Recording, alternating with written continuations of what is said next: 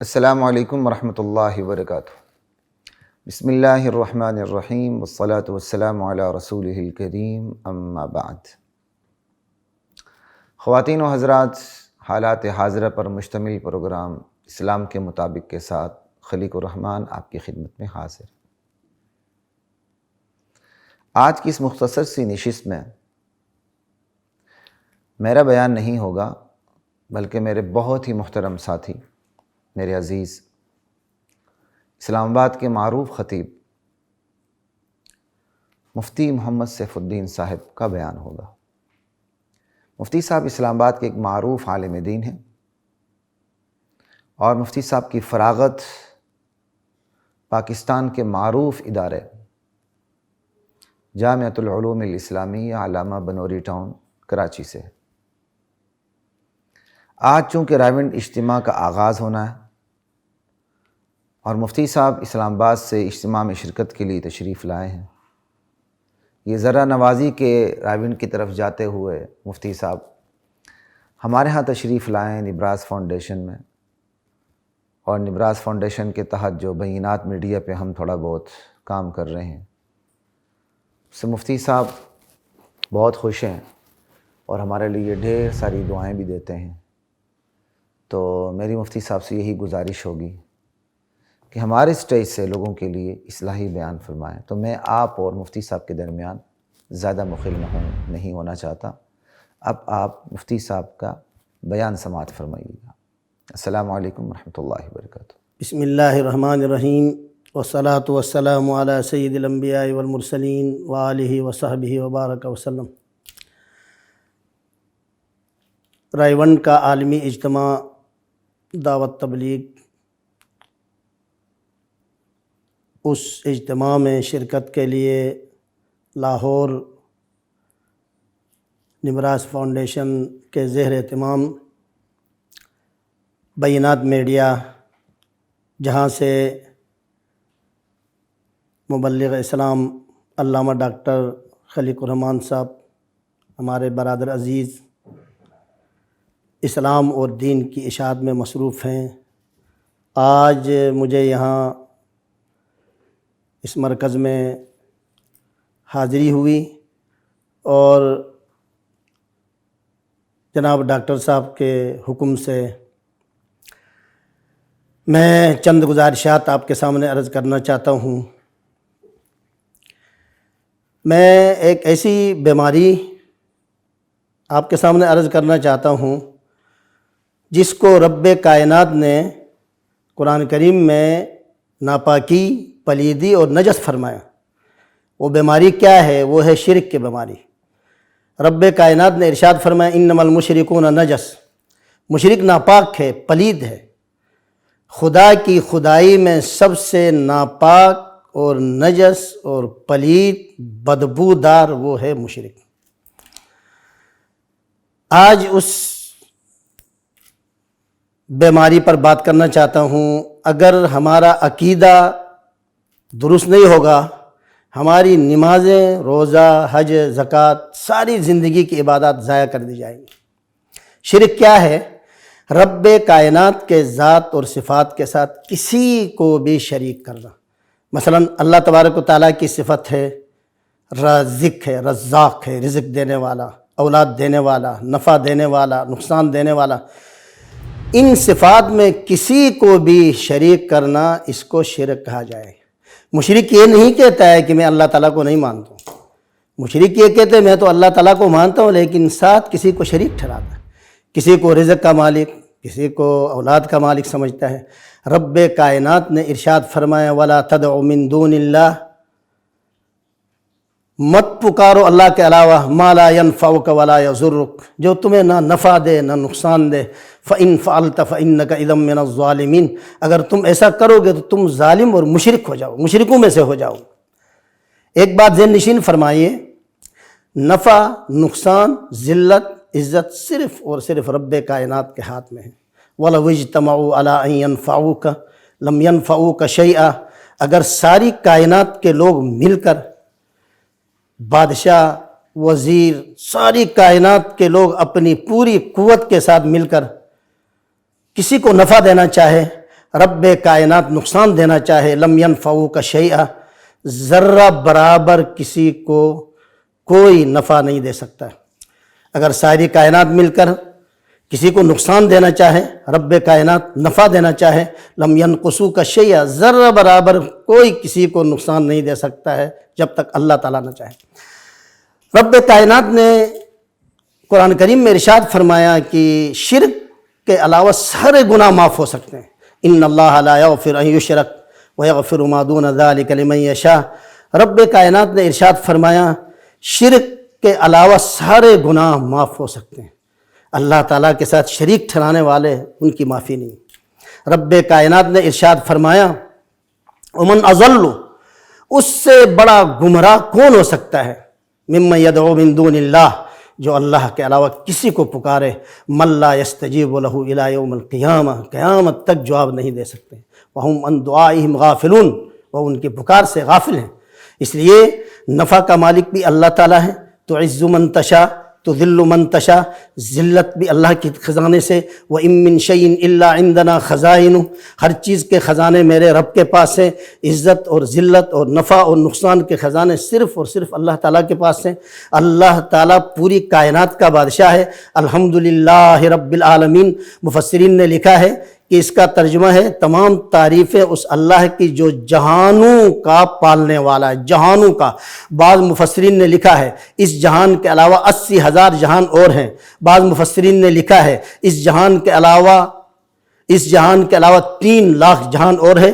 ان تمام جہانوں میں جتنی مخلوقات ہیں ان سب کو رزق دینے والا اللہ ہے۔ اللہ تعالیٰ وہ ذات ہے، ما تسقط من ورقۃ الا یعلمها، کائنات میں جتنے بھی درخت ہیں، 3 لاکھ کائنات میں جتنے درخت ہیں، ان کے جو پتے ہیں ان کے گرنے اور ہلنے کا علم بھی اللہ تعالیٰ کو ہے۔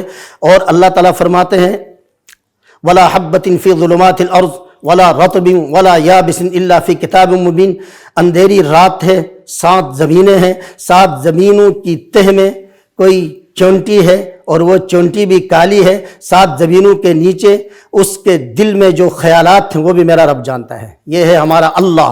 اللہ وہ ذات ہے، هو الاول والآخر والظاہر والباطن وهو بكل شيء علیم۔ هو الاول، سیدہ فاطمہ جنت کی حوروں کی سردار اس آیات کی تشریح اس طرح فرماتی تھی، ارشاد فرماتی تھی هو الاول ولیس قبلک شیء، اللہ تعالیٰ اول ہے، کائنات میں جب کوئی چیز نہیں تھی رب کی ذات تھی، لیس قبلک شیء، اللہ تعالیٰ اول ہے، اللہ سے پہلے کوئی نہیں، والآخر، ساری کائنات جب تباہ ہوگی، فنا ہوگی، کل من علیہا فان، کائنات میں ہر چیز کو فنا ہے، وَيَبْقَى وَجْهُ رَبِّكَ ذُو الْجَلَالِ وَالْإِكْرَامِ، ایک اللہ کی ذات کو بقا ہے، الا کل شیء ما خلا اللہ باطل وکل نعیم لا محالۃ زائل، سن لو کائنات میں ہر چیز کو فنا ہے، یہ چاند اور یہ ستارے اور یہ شجر یہ حجر یہ سارے ٹوٹ پھوٹ اور ختم ہو جائیں گے، ایک اللہ کی ذات باقی ہوگی۔ والآخر، حضرت سیدہ فاطمہ جنت کے حوروں کی سردار فرماتی تھی والآخر ولیس بعدک شیء، اللہ تعالیٰ آخر ہے، آپ کے بعد کوئی نہیں ہے۔ اور اس کے بعد فرماتی تھی والظاہر والباطن، والظاہر، اللہ تعالیٰ تمام ظاہری حالات کو جاننے والے ہیں، ولیس فوقک شیء، اللہ تعالیٰ کے علاوہ کوئی نہیں ہے جو ظاہری حالات کو جاننے والا، والباطن، تمام اندرونی حالات کو اللہ تعالیٰ جانتے ہیں۔ پوری کائنات میں 3 لاکھ جہانوں میں جتنے انسان اور جنات اور چرند اور پرند ہیں ان کے دل میں جو خیالات گزرتے ہیں وہ بھی میرا رب جانتا ہے۔ یعلم خائنۃ الاعین وما تخفی الصدور، تمہارے دلوں کے خیالات اور آنکھوں کی خیانت کو میں جانتا ہوں۔ اس لیے میرے بھائیو آئیے ہم اللہ ہی کو حاجت روا سمجھیں۔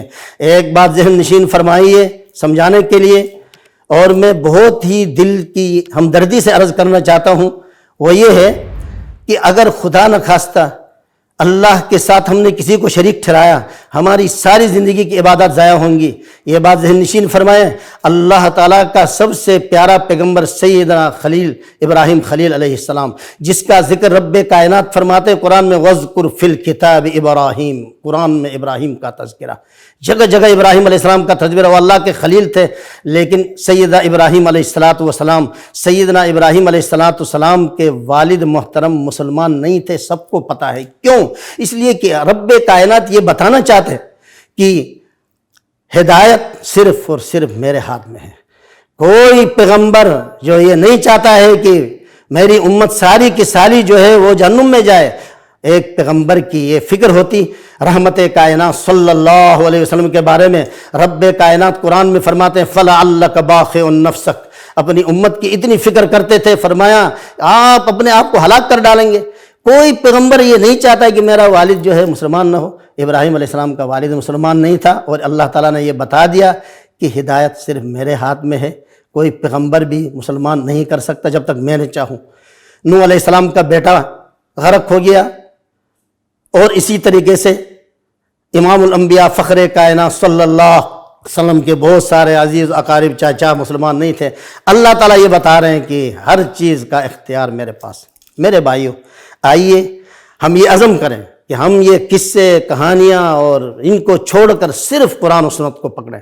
آج افسوس کی بات یہ ہے، قرآن و سنت کو چھوڑ کر ہم نے قصہ اور کہانیوں کے پیچھے، ہاں وہ قصے کہانیاں جو اللہ تعالیٰ نے قرآن میں ذکر فرمایا وَكُلٌّ نَقُصُّ عَلَيْكَ مِنْ أَنْبَاءِ الرُّسُلِ، اللہ تعالیٰ فرماتے ہیں قرآن میں نے رسولوں کے قصے اور بہت سارے واقعات بیان کیے، کیوں؟ مَا نُثَبِّتُ بِهِ فُؤَادَكَ، تمہارا دل مضبوط ہو جائے۔ وَمَنْ أَصْدَقُ مِنَ اللَّهِ قِيلًا وَمَنْ أَصْدَقُ مِنَ اللَّهِ حَدِيثًا، رب کائنات فرماتے ہیں مجھ سے اچھی بات کون کر سکتا ہے، اللہ اور رسول سے سچی اور پکی بات کون ہو سکتی ہے۔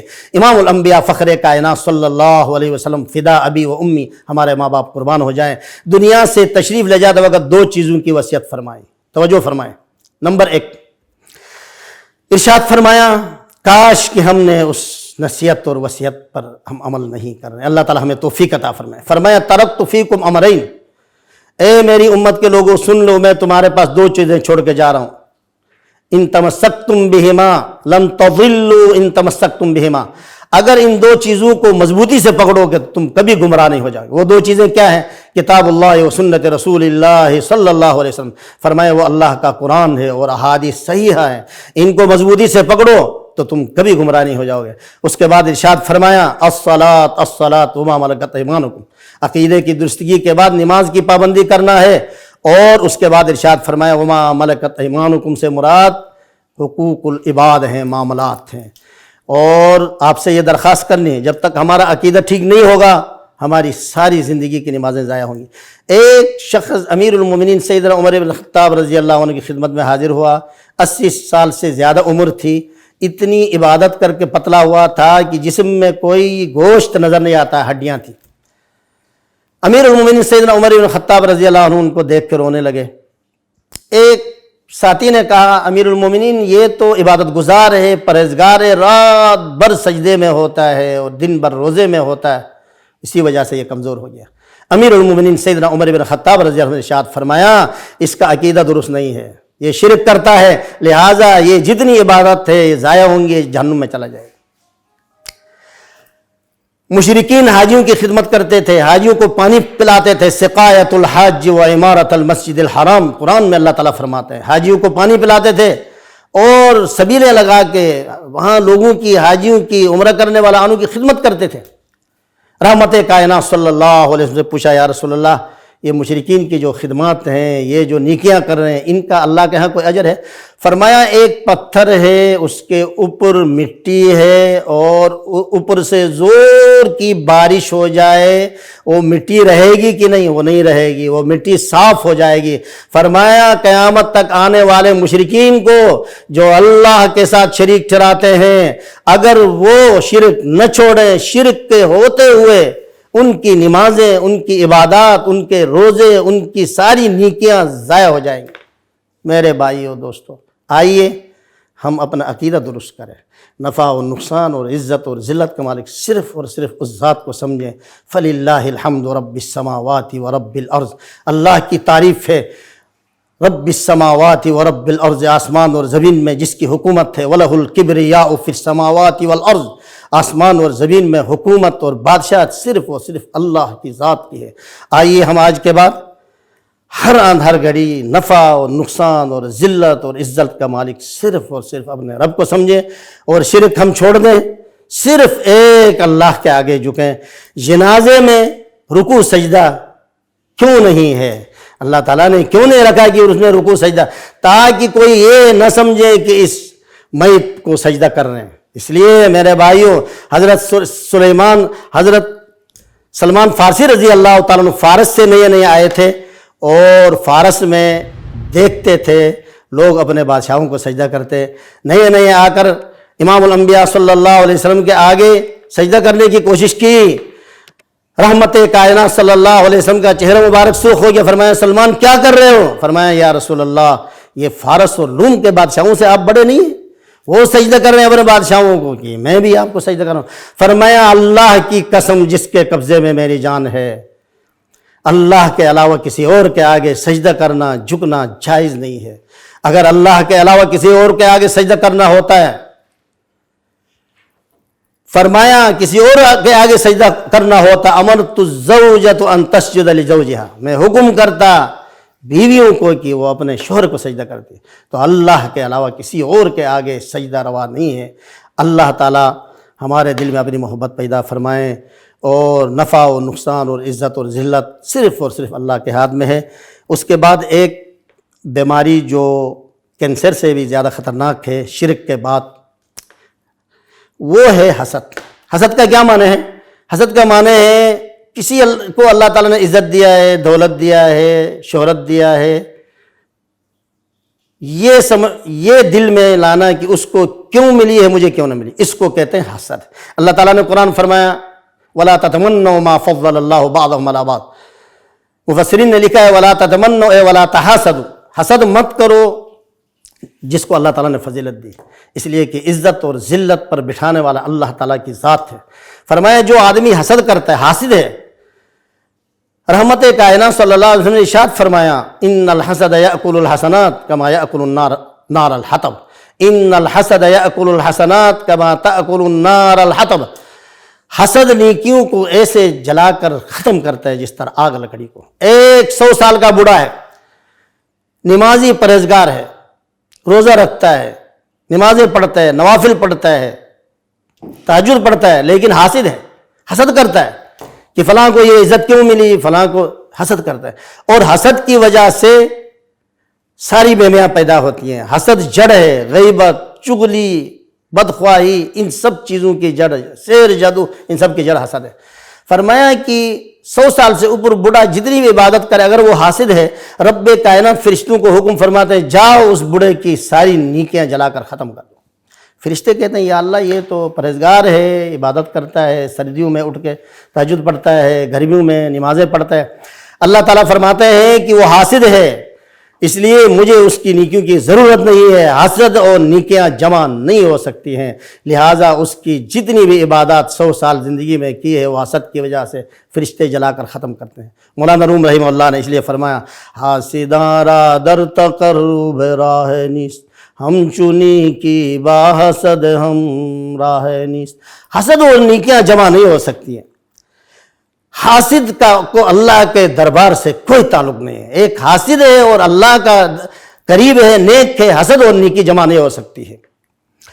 از حسد تو آتش غم میں خوری، معترض ہستی زبندہ پروری۔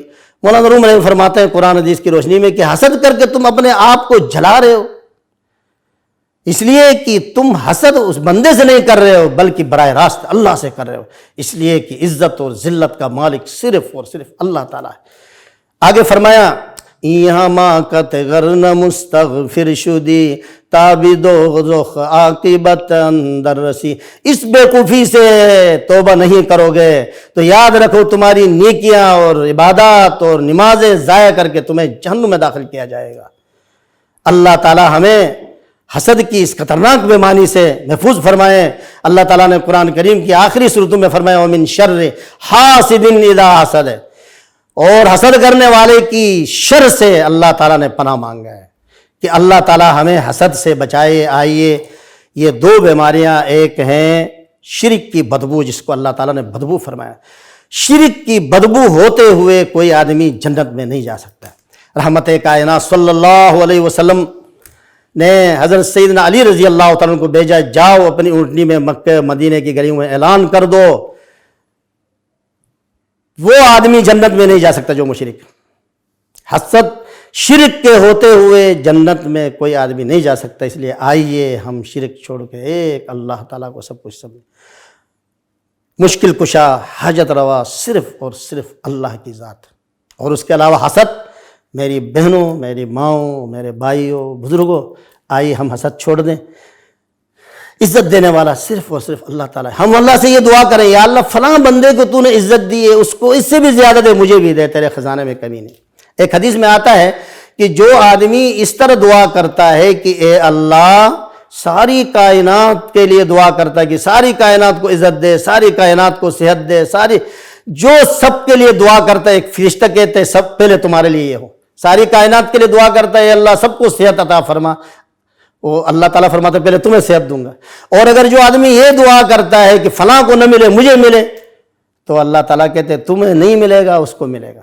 آئیے ہم شرک کی بدبو اور حسد کی وہ بیماری جو کینسر سے زیادہ خطرناک ہے، اس کو چھوڑ دیں. اللہ تعالیٰ ہمیں اسلامی تعلیمات پر عمل کی توفیق عطا فرمائے.